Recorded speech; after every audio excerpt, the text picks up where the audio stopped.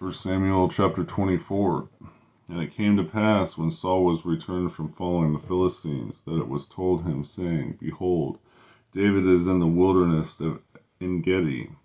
Then Saul took 3,000 chosen men out of all Israel, and went to seek David and his men upon the rocks of the wild goats. And he came to the sheepcotes by the way, where was a cave, and Saul went into to cover his feet. And David his men remained in the sides of the cave.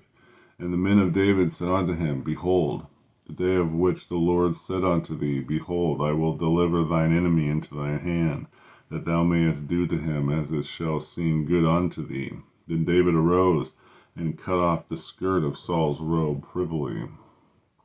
And it came to pass afterwards that David's heart smote him, because he had cut off Saul's skirt.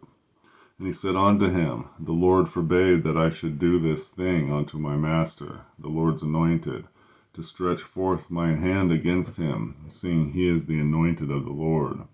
So David stayed his servants with these words, and suffered them not to rise against Saul. But Saul rose up out of the cave and went on his way.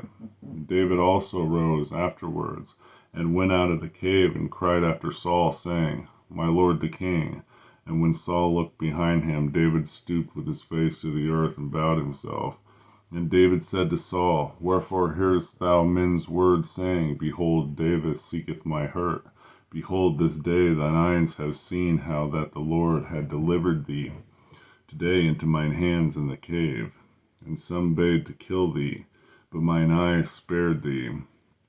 And I said, I will not put forth my hand against my Lord, for he is the Lord's anointed. Moreover, my father, see the skirts of the robe of my hand, for in that I cut off the skirt of thy robe, and killed thee not. Know thou and see that there is neither evil nor transgression in my hand, and I will have not sinned against thee, yet thou huntest my soul to take it. And the Lord judge between me and thee, and the Lord avenge me of thee, but mine hand shall not be upon thee. As saith the proverb of the ancients, Wickedness proceedeth from the wicked, but mine hand shall not be upon thee. After whom is the king of Israel come out? And after whom dost thou pursue?